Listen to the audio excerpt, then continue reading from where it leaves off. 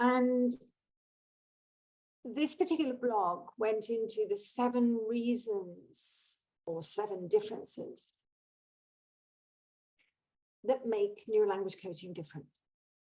And I've just shortened them and listed them. And as I say, I will include with the recording, I'll include the blog and I'll put it on LinkedIn as well. Firstly, it is one of the only, and it was one of the first to be accredited by the International Coach Federation. Secondly, we are trained to, and I'm going to use the expression, at the drop of a hat, to bring out conversations that are brain friendly. So everything that we do is about paying attention to everything that we say. Thirdly, at the drop of a hat, we are bringing out conversations about the brain. May I share with you? And we go into neuroplasticity, neurogenesis, learning how to learn, limbic system, conscious, subconscious brain, whatever we need to, whenever we need to. Number 4, we are very conscious of the cost effectiveness of the process. We really want to make sure that we are accountable, they are accountable, they take the ownership, and that they are feeling the results. Then we have the fact that we are coaching without books. I always say that when I'm sitting with the client, that client to get the most cost effective from that maybe 1 hour with me is to get that client's brain spinning, impacting, imprinting. And sitting with a book, that's something that the client can maybe do by themselves. So books are great for consolidation, for really going into topics by themselves or maybe afterwards looking together. But when I'm with a client, I'm going to get that client spinning. And we know how to do that. So we have structured conversations that we know how to steer, let's say. Number 6, we are very much aware of the importance of language families in the brain and stimulating the connection of native to target and stimulating where there is a connection or where there is a misconnection and how to help them to understand. You know, the brain is a patterning machine. If I can help my client pattern constantly, their brain is going to do it by itself. And finally, we definitely know how to tap into that motivation or get them to really connect with their inner motivation. So those are the 7 things that I would like to start off with that really are the impacting things that make a difference. If we go to a more generic, let's say, stage, we are bringing in the neuro. Now, neuro nowadays encompasses so many things. It's not only the neuroscience, it's neuropsychology, it's emotional intelligence, it's compassionate conversations, it's non-violent communication, it's everything, as well as the professional coaching. And that's where you get that middle intersection. And some years ago, I created this table where I was contrasting the very traditional language teaching with language coaching.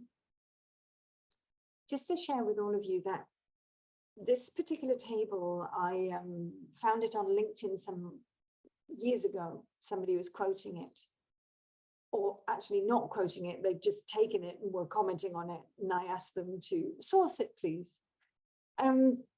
The interesting thing is that this particular table seems to raise passion and controversy, because a lot of people see the right side as quite offensive.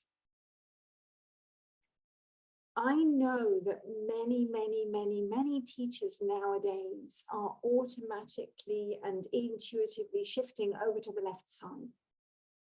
So many teachers don't identify anymore with that right side because it's very conservative. I took it to the extreme of what traditional teaching really was, and maybe is in some countries still, but thousands of teachers are intuitively shifting over to the left. And that's where we want to take education in general, I think. We do want to take education into an active space, more motivation, more empathy. I was watching this morning, actually, a video where they were talking, it was a video on unschooling. Have any of you heard of that particular method, unschooling? It's quite interesting because it really is about getting children to learn by playing, doing, assembling, and taking them out of the classroom. And it's beautiful. This video that I saw this morning was lovely. The kids were happy, they were outside. And yes, there was a little bit which it said, children do need discipline. Yes, they do need to know when they need to sit down, when they need to read, when they need to do this, but they cannot be sitting down for 8 hours a day. When I look back at my schooling, actually, I think I would have been labeled ADHD, absolutely top range, and possibly heavily medicated in those years. Luckily for me, in those years, it didn't even exist. So teachers nowadays, we know that kids need something different. We know that the world has changed. We know that our brains have changed. We know that technology has changed us and them. And this is the reason why so many of you are coming over to this left side. But I think it's always good to see the contrast, and always good to remember that there are still places in the world that are in that right side. And I'm going to do a little bit of naming countries here, because France, for me, is one of the most polemic, because I always thought that France as a Western European country would be a little bit more progressive.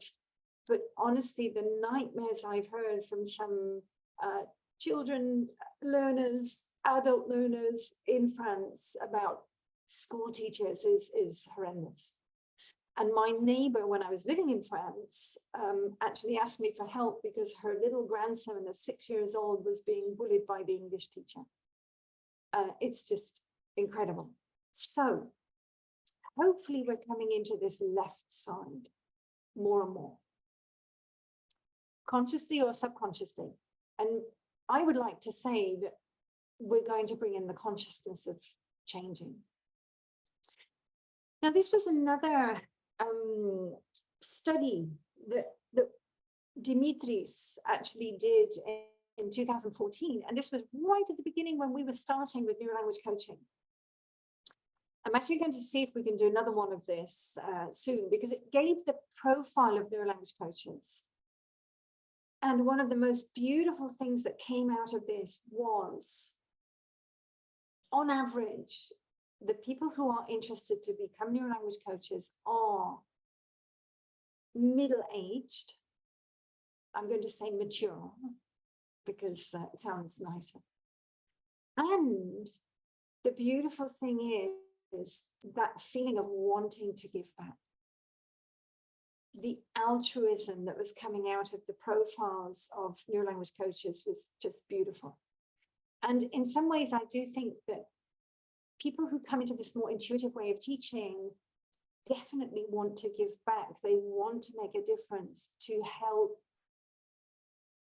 children, adults, even the world, and the world of education especially. So that was something that already from the beginning was coming out. And here we had two studies along the way. One of them was actually during the pandemic, 2021, and the other was last year. Emma did this study with her university degree, and we did this study on the right with, it was a case study with a company. So both studies were demonstrating how Neurolanguage coaching was actually impacting learners. And in the case study that we conducted, after the 12 weeks, the company actually said to me that all of the learners were so satisfied and so happy that they could do it by themselves. They had got the understanding of how to be an autonomous learner, how to learn consciously and subconsciously, explicit and explicit learning. And they didn't need us anymore. And by the way, we did get a statistical improvement that we could prove. I always say that neurolanguage coaches, we have the danger that we lose clients very quickly because they make so much progress and they make it faster than normal. But the beautiful thing is we get new clients on top of that. And this particular company, we then got 20 more clients from them. And I actually yesterday also interviewed another new client. So you find that your impact then has an impact on others more and more and more. And they never forget you. They always come back to you. I still have people calling me after 10 years.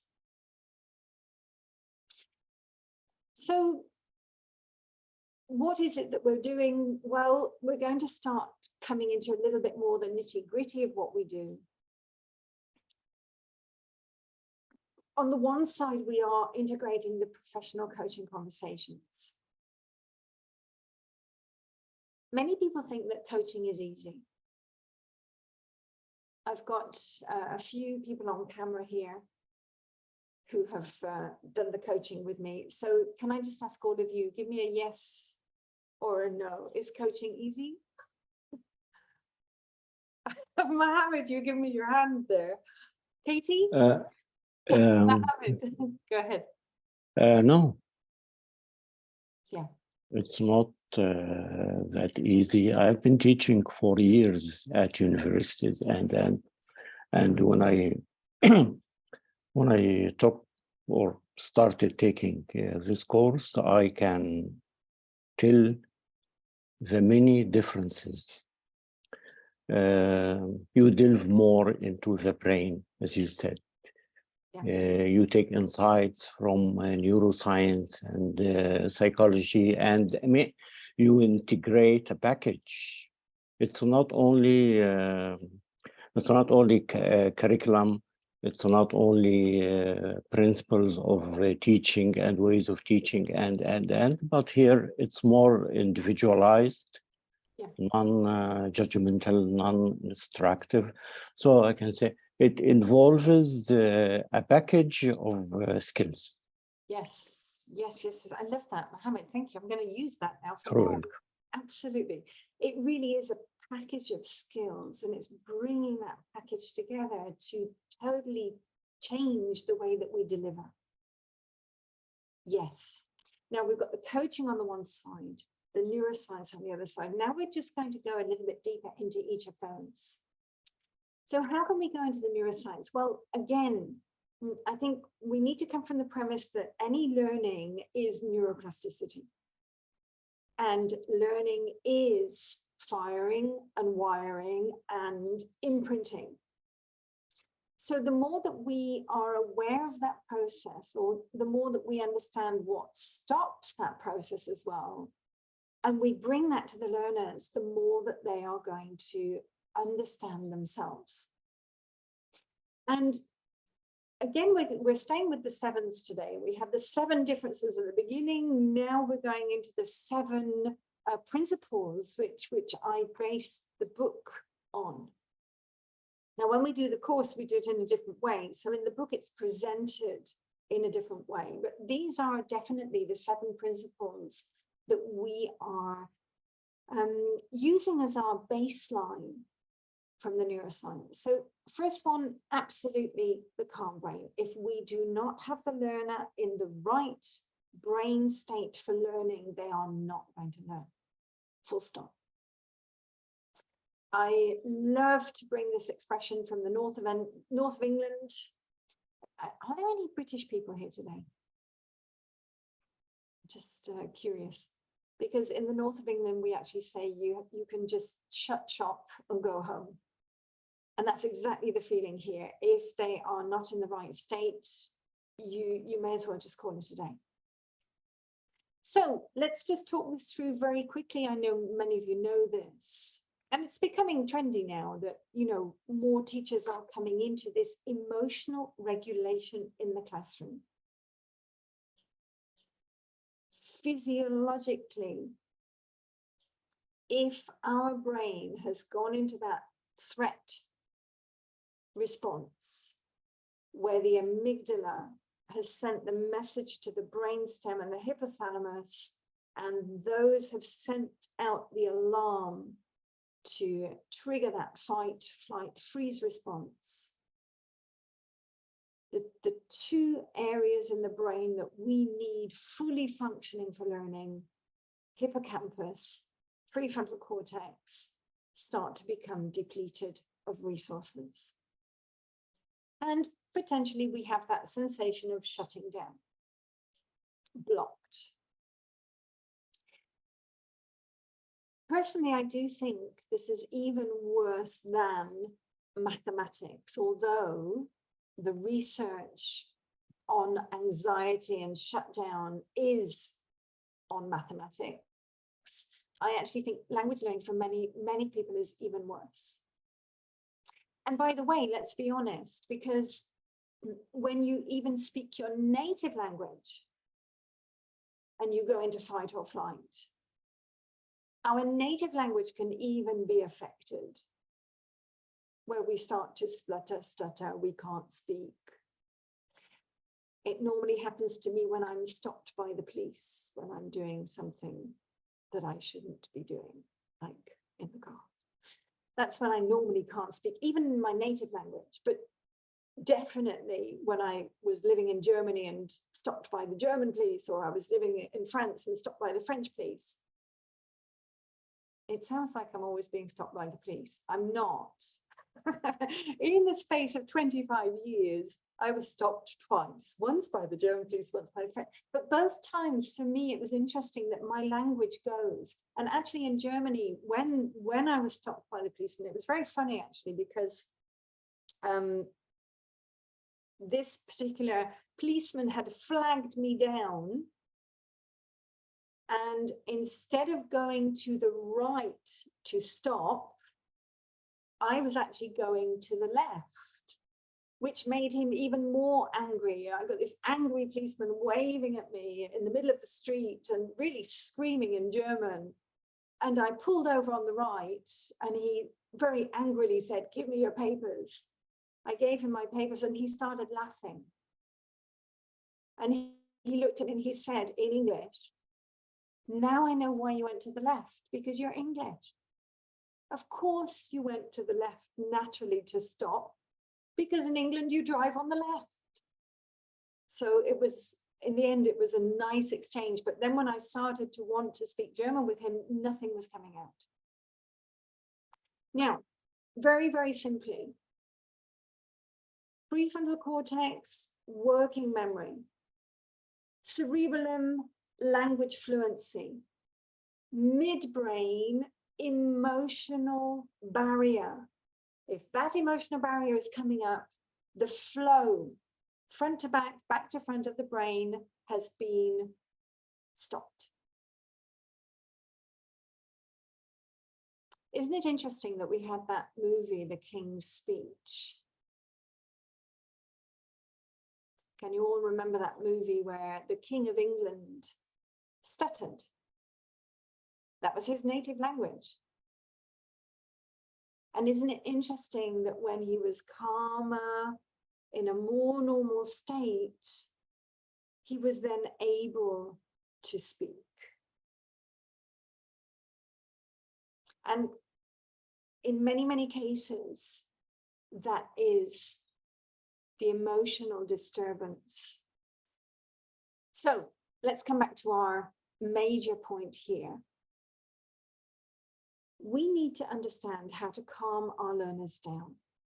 In many respects, calming our learners down is also about the way that we communicate. If we communicate with an authoritative tone, if we communicate in, I'm going to say, condescending or childlike tones, if we communicate in a way that is upsetting them, if we are giving too many directives and they don't like it, that could possibly also cause the fight or flight. Second baseline, motivation. Now, I often have many conversations with educators about motivation because I personally think that we're confused with this word. Motivation is confusing in the word itself because the word motivation contains the word motive. And that's where I think a lot of languages give this feeling of confusion because motive means reason. For me, motivation is much more than that. For me, motivation is vision, passion, drive, the motor behind. And if our learner does not have a vision, they're missing the engine, the motor that drives the passion to do it. How many of you can think of something that you really wanted to do, and you had that vision and drive behind it, and therefore you did it? It didn't matter if you were up at midnight, burning midnight oil, whatever you were doing, maybe you were sweating or whatever, you did it. How do we get our language learners into that state? What is it that's going to get them to propel them forward to that vision? And that's where we have to understand the right questions. How is this going to change your life?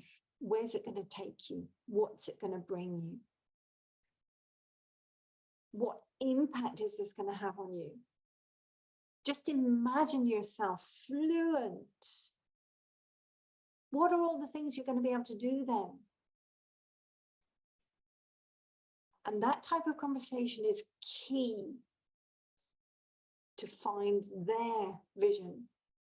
And I always say, when we do this on the course, I always say, no judgment. Whatever comes out is their vision, passion, drive. I may have a lawyer who says, I want to earn more money. Okay, and what's that going to bring you? I could buy my dream car. Okay, fantastic. What is your dream car? Maybe it's a limousine, maybe it's a Porsche, maybe it's a Mercedes-Benz. Okay, can we use that as the vision? Is that what this is about? Can we use that? Can I keep reminding you that this is what you're looking for? This is what you want this for? Who am I to judge? It might be somebody who wants to relocate to America. It might be somebody who wants to get a promotion. It might be somebody who wants to actually go out there and change other people's lives. So we do have to tap into that inner vision. By the way, from now on, I think I'm going to change the word motivation for vision. I think we're going to do that from now on. Number 3, energy flows where attention goes. And this is where everybody thinks, oh, yes, the secret, the law of attraction, everything else. Actually, no, the law of the brain. Wherever I place the focus and attention of the brain, that is where the energy is going. And those are the neural networks that are going to be reinforced. If I play the piano 30 minutes every day, that's where my focus and attention energy goes. That's how I'm going to improve, because those neural networks are going to get stronger and stronger and stronger. Now, we have to really help our learners to understand that attention is key. And the one thing that we have to really develop as a skill is the art of signposting. Because when I signpost, signposting means I'm going to tell you, my learner, I'm going to give you a little bit of a preview, a pre-sneaky view of where we're going next. Now we're going to talk about this, and we're going to talk X, Y, Z, and then we'll move on to ABC. And then I'm going to go into it. Then I'm going to summarize, okay, we've finished the X, Y, Z. Now we're moving to talk about the ABC, and this means we're going to go into da, da, da. And all the time, we have to develop the skill signpost summary, signpost summary, signpost summary. We're creating bookends in the conversation. That's going to make sure that their attention comes with us. Every time I move forward, I bring their brain with me. I have this image always of trekking in the mountains, coach, coachee. We've got the rope around our waists, we're trekking together, and I take a step forward and I bring my coachee with me. I take a step forward, I bring my coachee with me. That's what we have to remember every time we move forward. And by the way, can I say that means no more eliciting. And I mean eliciting in the sense of where we're trying to get them to understand where we're going. That can be dangerous, because if I've lost my coachee doesn't know where they're going, and they start to go into that limbic reaction and they start to go into fight or flight, I've lost them. Whereas if I give them signpost, signpost, signpost, they're going into certainty, certainty, certainty every step of the way. And they're confident, they feel certain, they feel safe. No surprises. Now, secondly, I have to understand compassionate conversations. When I say compassionate conversations, I mean, if my coachee's brain is focused on negative, I can't do this. I'm never going to be able to do this. My teacher at school told me I was terrible at this. And the negative focus is where their brain's attention is. I have to bring in the compassion to say, I'm really sorry that you feel this way. What do we need to do to change this? And that way we're shifting the attention from the negative to solution and forward. So we have to pay attention to their attention. We also have to know how to activate different areas of the brain. If I want my learner to go into rational, logical, analytical thinking, activating the task priority network, I need to ask those types of questions. So what's the reason for this? What do you think about this? Or how could you, what would be the logical way of changing that task priority? But if I want to get them into an emotional, social brain where the default mode is kicking in, I'm going to ask them to connect with their emotions. How are you feeling about this? Where do you imagine this could be? Or what do you imagine so I'm getting them into imagination or feeling, then I'm getting them to activate that default mode network. So again, you are the maestro of the questions to activate their different areas of the brain. And we have to know how to sustain their focus and attention. Now, I've given you a little bit of a sort of like an acronym here. AOF means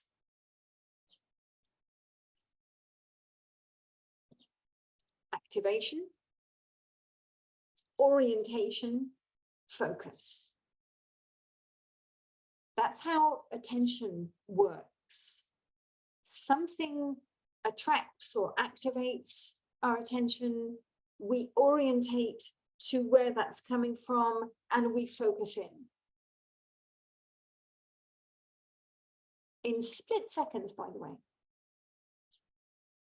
Attraction, orientation, focus. Now, the challenge for us is the S. How do we sustain that focus there. So in many, many ways, we have to manage their attention. Now, number 5, we do have to understand the difference between the thinking brain and the performing brain. Now, this particular concept actually comes from Timothy Galway, who wrote the beautiful little book called In a Game of Tennis. And this little book, back in the 1970s, I actually think it was before its time, because the whole book was about the thinking brain, prefrontal cortex, executive functions, conscious, explicit learning, and the performing brain, subconscious, implicit learning. And Timothy Galway was fascinated that his tennis learners, his tennis coachees, when he told them to do things and when they were thinking about it and when they were saying, I must do this and I must do that, they weren't really doing it well. But when he said to them, just let go, forget, allow it to happen, feel yourself, see yourself do it. And even he would go behind them and move their arm into that position so that they could feel it. And he actually got them saying it as they were doing it. So you've got tennis players running around the court going bounce, hit, bounce, run. As they were doing it, that's when they were doing it better. And his whole book is about the fact that our prefrontal cortex often interferes with this amazing, phenomenal, all-knowing, omni-everything performing brain. And that really is the question here. How do we get our learners to understand thinking brain, performing brain? Because many, many times when we're learning a language and when we're wanting to be fluent in a language, our prefrontal cortex, our thinking brain is interfering. I often tell this story, you know, when I was in Spain with my Spanish, in those early days of being here, I actually learned Spanish in a very strange way, because I met my future husband at the age of 15, and we spoke in French when we met. When I went home, obviously it was a holiday romance. When I went home, I knew that he would not learn English. So I got my teach yourself Spanish books from my father, and I sat teaching myself Spanish. And over the course of 2 years, because he actually went to military service, over 2 years, we were writing to each other. And over 2 years, I was teaching myself Spanish through the books, through translating every day, through letters, receiving, translating. That's how I learned Spanish. Now, you could say, if you analyze that, I learned Spanish explicitly only for 2 years. Then when I moved to Spain at the age of 17, I had a C1 written Spanish, but I couldn't speak. And that's when I started to connect in, and the implicit started kicking in, because I was in an immersion setting. By the way, in those years, there was no internet, there was no telephone even. I think I called my parents once a year because it was so expensive and you just couldn't do it. There was no internet, nothing. So everything was literally just learning by being there. Now, my brain had to marry the explicit with this new implicit that was coming in.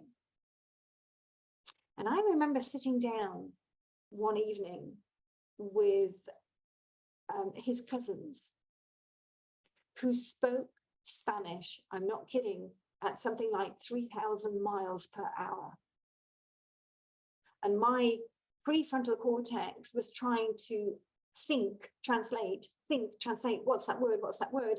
And by the time I got to the word, they'd gone 3,000 miles down the road. And I remember in that conversation halfway through saying, enough, sit down, have a drink, forget, just whatever you get, you get. That's when my performing brain kicked in. And from that point on, when I started just to relax and allow, that's when I started understanding much, much more, and it started to happen. Now, this is where we need to speak to our learners about this. We need to speak about explicit learning, implicit learning. We need to ask them about how could you replicate immersion where you live? You know, this is how we learn language as a child, through implicit only. And I was sharing with some people the other day, and maybe in one of the webinars as well. Krashen does some beautiful posts on Facebook, by the way. If you're interested, do connect him with Stephen Krashen on Facebook, because he does write some lovely posts and some lovely pieces of research here and there. And he wrote this, he quoted from another book, and it got me thinking, because he actually wrote this quote, which said that, you know, prior to institutionalized, grammaticized language learning, none of all this existed. So how did the conquistadores, how did the Silk Road tradesmen learn languages? Like we do as children, they learned it through implicit learning.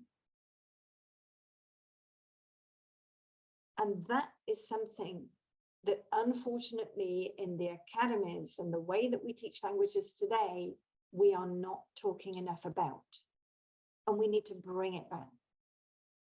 And we need to remember that if you have somebody who is in an immersion setting, plus they bring in the explicit learning, they can learn a language in 1 year.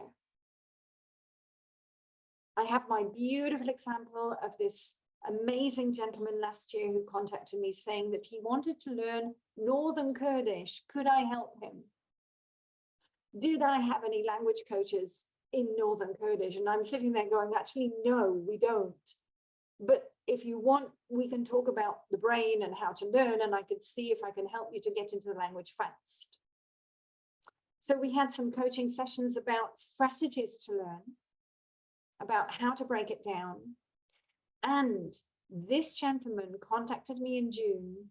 He had just passed his C1 exam in Northern Kurdish. He was living in the area.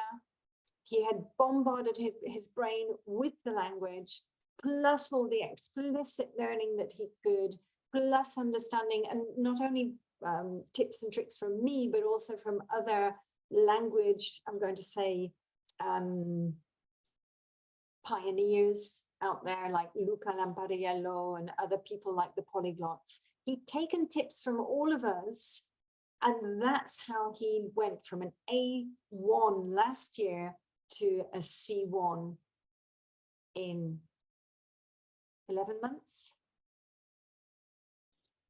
That's how possible it is to learn a language. So let's go to our next, number 5. Chunking it down is absolutely essential for the brain. You know, it's interesting that this, from the 1950s, actually became something that was interesting to think about. Miller wrote about this in his book, The Magical Number 7, plus or minus 2. And he came to this conclusion that the average chunking down for working memory is 7. I've just realized that everything I'm doing today in today's webinar is the 7 major differences and the 7 tips for the brain.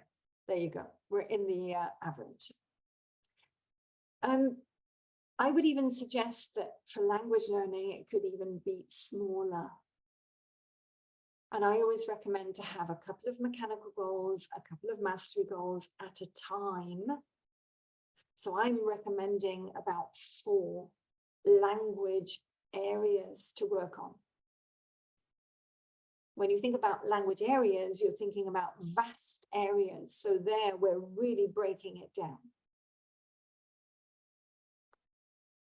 You know, how many of us in the past, for me especially, whenever I had a problem in the past, it was always like my brain would go into overdrive, because your brain goes into that, oh my gosh, how am I going to deal with this? And the secret I have learned is that you have to break it down. Okay, this is the enormous problem. How do I chunk it down? How do I start? Where do I start? What's the first step that I could take here? Then what? Then what? Then what? And suddenly the enormous problem has been broken down. And suddenly the brain has calmed down, because the brain suddenly realizes that enormous problem is manageable. It's exactly the same with learning. And when I look back at my learning at university when I was doing law, I remember exactly that feeling of overwhelm. Oh my God, I've got 3 years of this. But then when you sit and break it down, step by step, and you build it up. And the ironic thing is that in many of my law exams, I would actually take the topic, break it into headings, which then I broke into subheadings, which then I broke into subheadings and subheadings. And that's where I really learned to break it down. And I remember sitting in my criminal law exam and sitting cross-legged there for 3 hours, writing like a machine. I think I wrote something like 25 pages. I was like a machina, because literally I was just building it up. And I was literally going like the clappers. I got a first for that exam. I got a 16 out of 16. The criminal law professor said to me, Rachel, it was unbelievable. But that was because I got the art of breaking it down and building it up. That's what we have to help our learners to do, so that they're not overwhelmed with the language, so that we can say to them, right, let's take the grammar topic of prepositions. As soon as you say that, they'll go on into their nervous breakdown state. But then as soon as you say, right, we're going to break it down. First, we're going to take prepositions of time. Then we'll go to place and location. Then we'll go to movement. And we're going to build you up. In time, we're going to start with in, on, at. Then we're going to go to the ones which give points of time. Then we're going to go to the ones which give duration of time. Then we're going to go into pairs, the married ones, to and from, for and since, by until. Let's analyze those. Then we're going to go into the contrasting ones. Then we're going to go into the ones which are similar, during, while, what's the difference? And literally, I'm going to break it down for you, and we're going to build it up together, step by step by step, so that you're going to get it.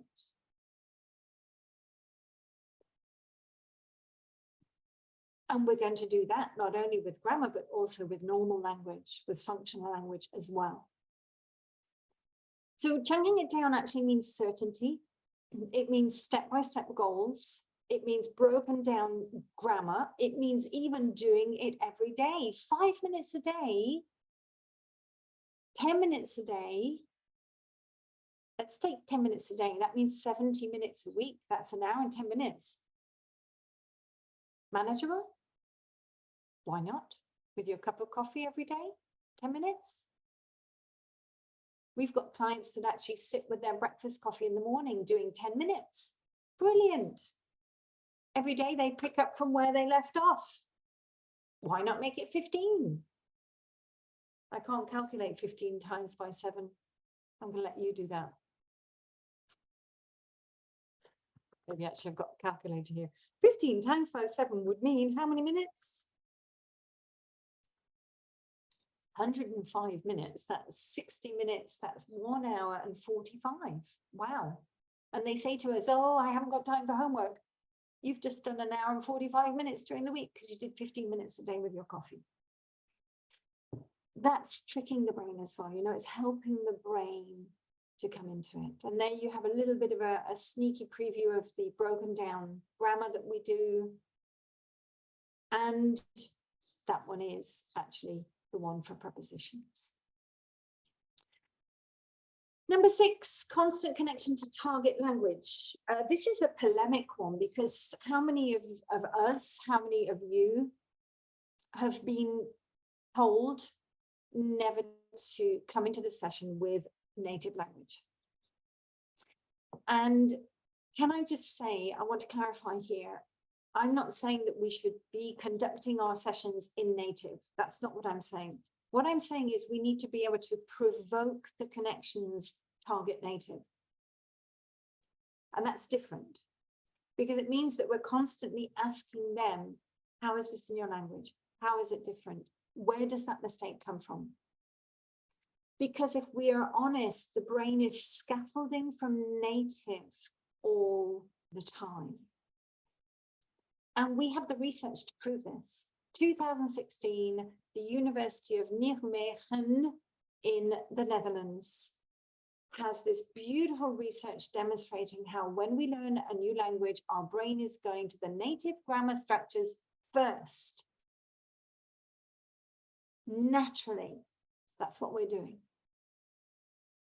Now, coming back to my story of how I learned Spanish, my first letter was a mix of French and Latin that I was learning at school and Spanish from the books. And I was springboarding from French and Latin.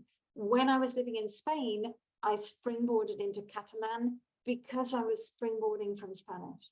Then when I went to live in Italy, I was springboarding from French, Spanish, Catalan, Latin to bring out the Italian.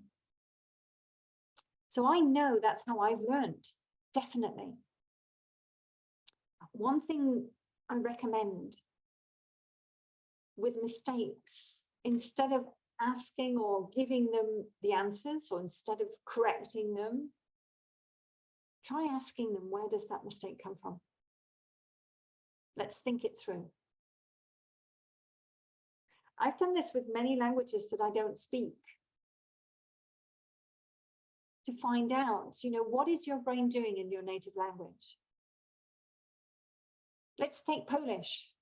Katie is our Polish representative today. There are no articles.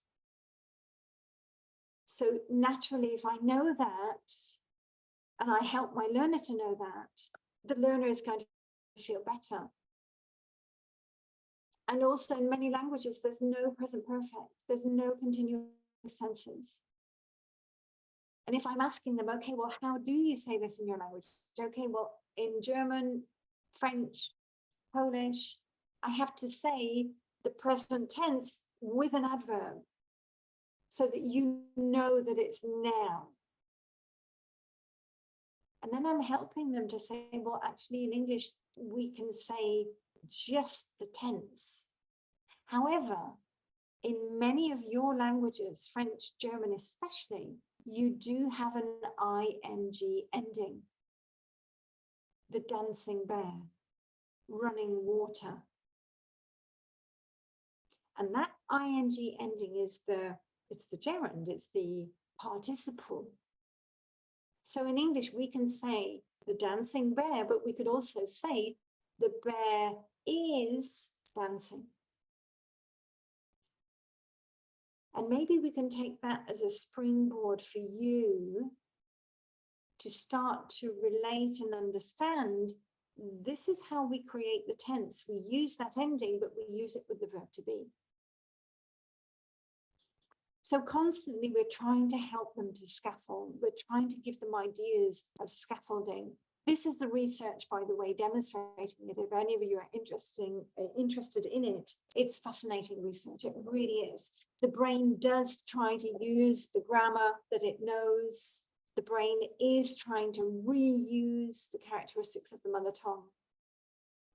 I have this beautiful example that many of you know, many of you who've done webinars or you know me from the course, this beautiful example with depend. If you have a Latin family brain, you will make the mistake depend of. If you have a Slav brain, you will make the mistake depend from. Actually, I'm curious, Mohammed, Jacob, in Arabic. By the way, you two, I would love to connect you. So maybe in the chat box, you can connect with each other. Just maybe share, yes? Mohammed, Okay. what would you say in Arabic? What's the natural take there? For, Oh, hang on, my sound has I kicked didn't out. get you. Okay, I didn't get you. Could you? yes, so depend in Arabic, when you use it in English, what would be the natural preposition? Yeah, same. Depend on. Depend on. Yeah. Yes. Oh. Yes. Oh, so actually with Arabic, we've got bingo. Yes. Depend on. Brilliant. Mm. There you can see everybody. Slav, depend from. Latin, depend of. But Arabic is spot on. Love it. Thank you for that. I didn't know that, but it's a new one for me. Thank you. Right. Play with it, everybody. Play with that sort of trying to get those connections. And when there's a misconnection, help them to understand their need to put in the alarm bells. Finally, number 7, know the brain. When I say know the brain, I think it's about helping our learners to understand things that can enhance cognitive skills. Maybe they have preferred ways of learning. We're going to be encouraging them to come into the meta-cognition, recognizing how their brain is connecting, awareness. It's about awareness, but also tips and tricks to help them build resilience, get more focus, like meditation, build up healthy brain habits. And we're constantly talking to them about the brain and even help them to trick the brain into learning. Maybe they need English to survive. Maybe they need to find out, well, what's the use of English? Or maybe they need to understand, well, what's the emotional impact with it? Or how do I get them into curiosity? How do I get them into repetition and recall? So all of those things we have to talk about, and we have to also understand chemistry.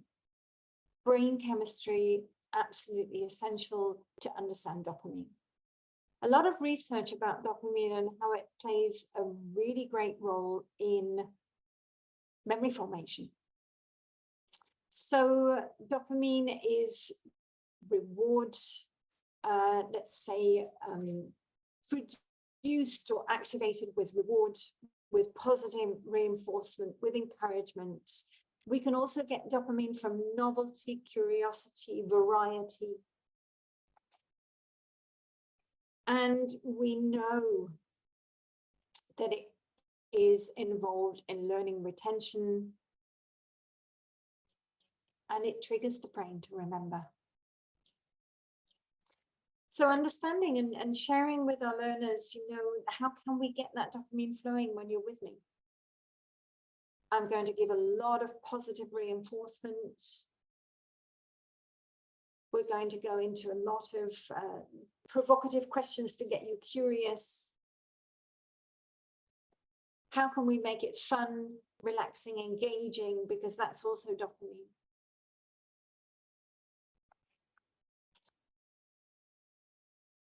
And even rewards. How could we create a reward system in the learning?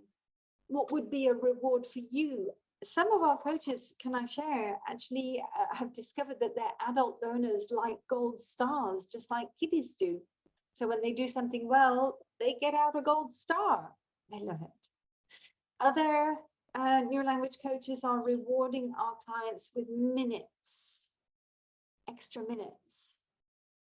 So when they do something brilliant, here you go, a 5-minute extra minutes reward. And when you've got 30, you've got a half an hour extra.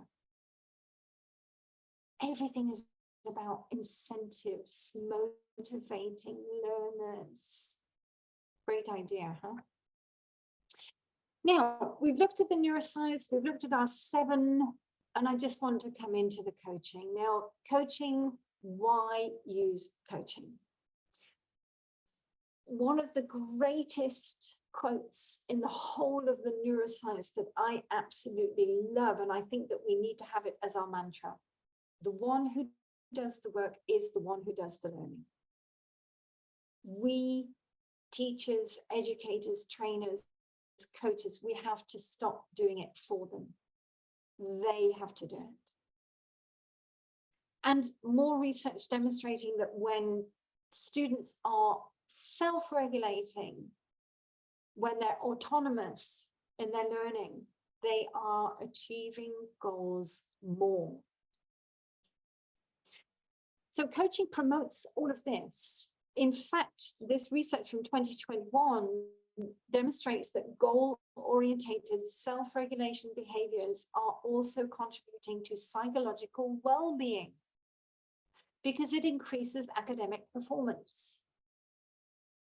I keep saying this, but this particular research is the greatest advert for our courses across the world because they promote anything to do with self-regulated behaviors coaching.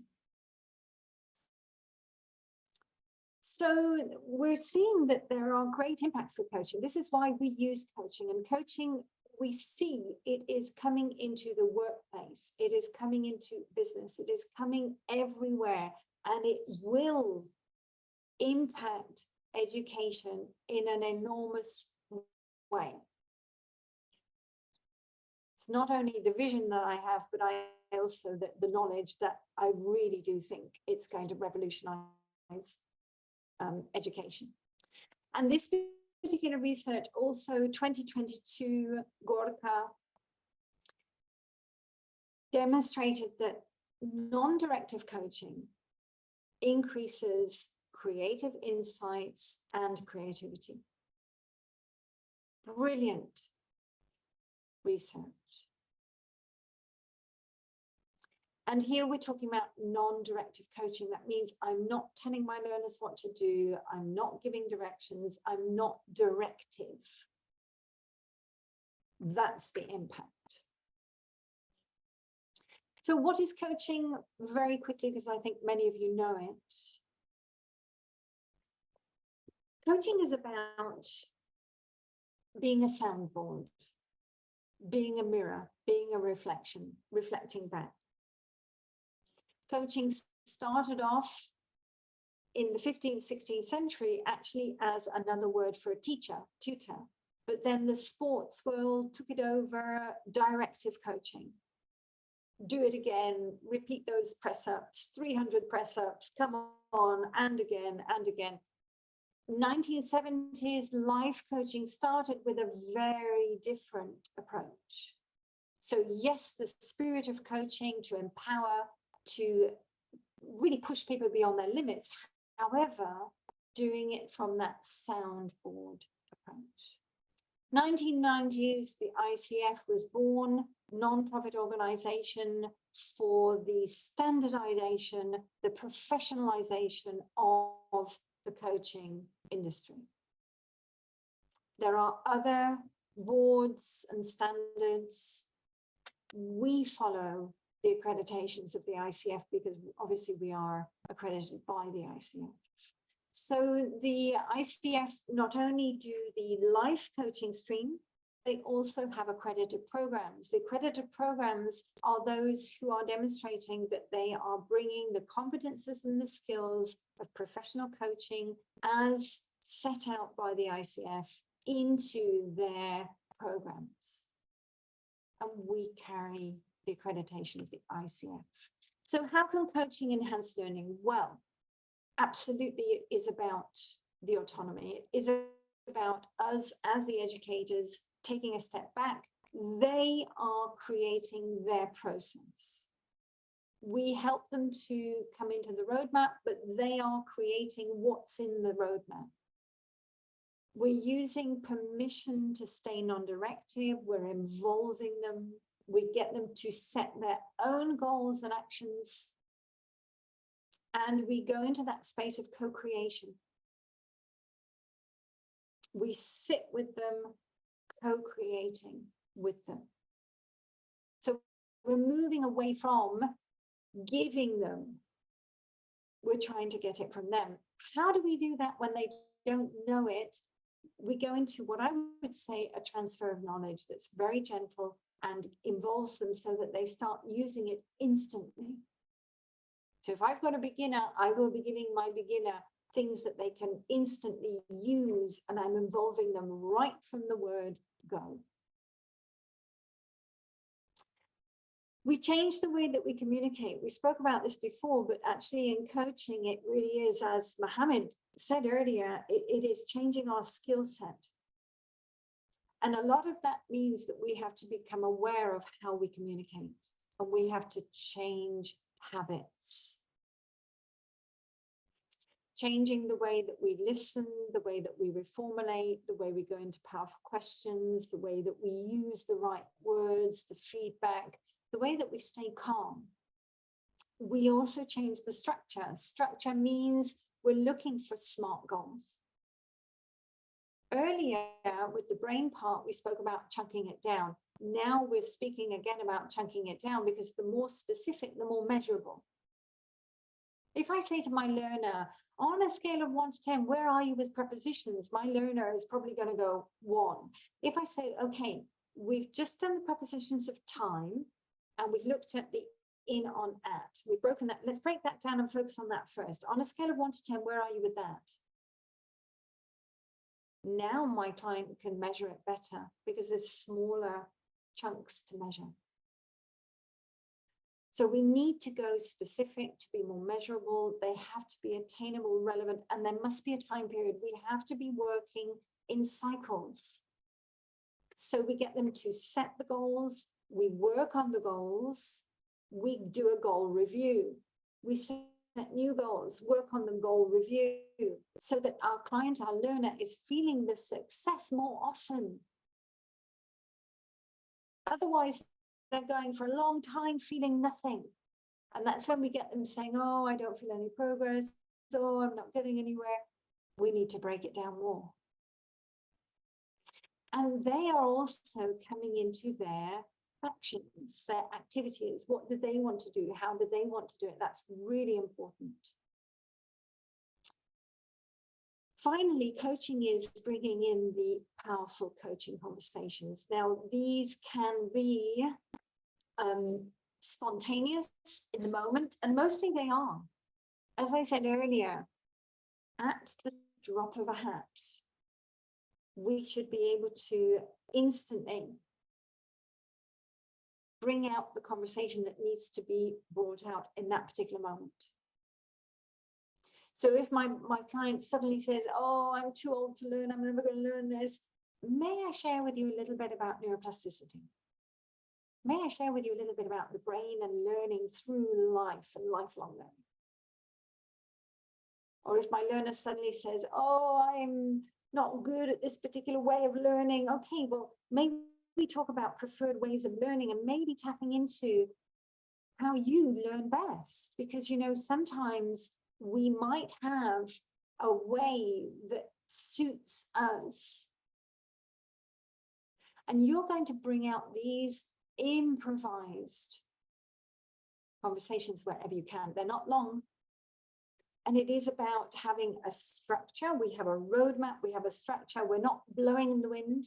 We know what we're doing. However, in our sessions, we're dancing with the client.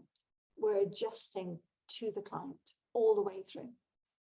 Now, these conversations may be about emotional triggers, they may be about troubleshooting questions like time management, no time to do things, can't do things, or even the learning how to learn to do things.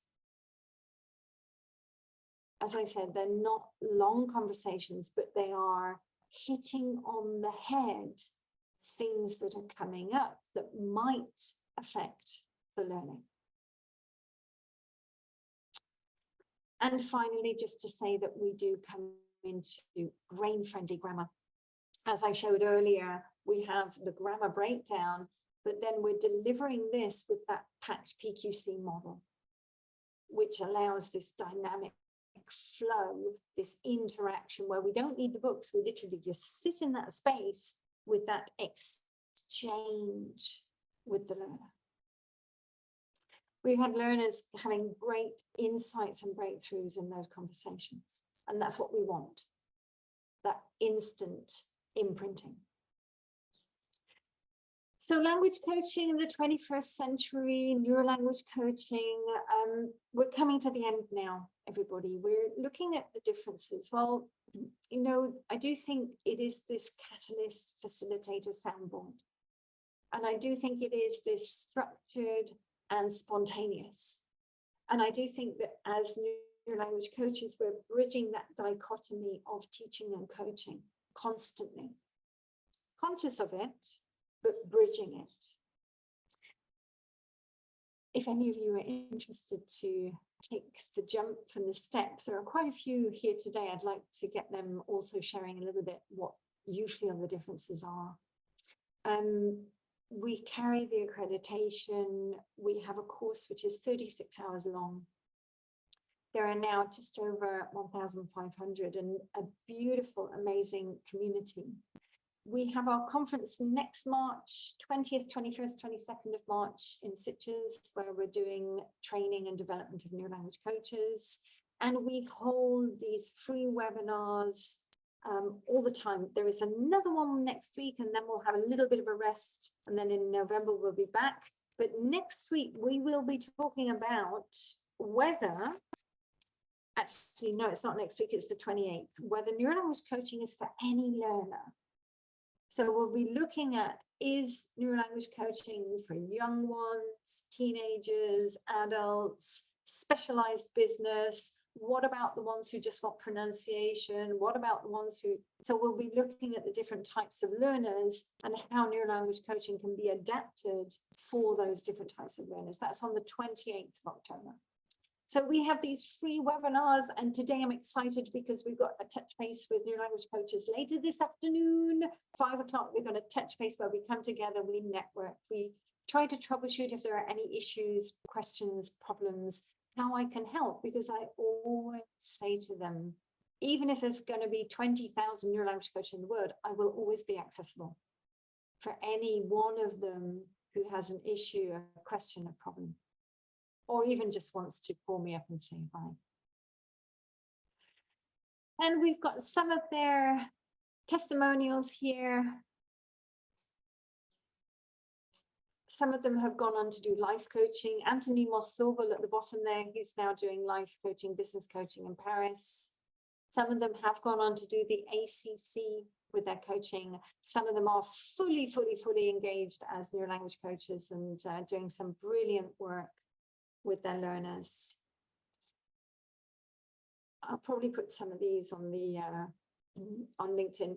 John was hilarious because he really was skeptical at first, and I love it when I get people coming into the course who are a little bit resistant, a little bit not sure, and then as they go through the course, they really discover that it's different. Yeah,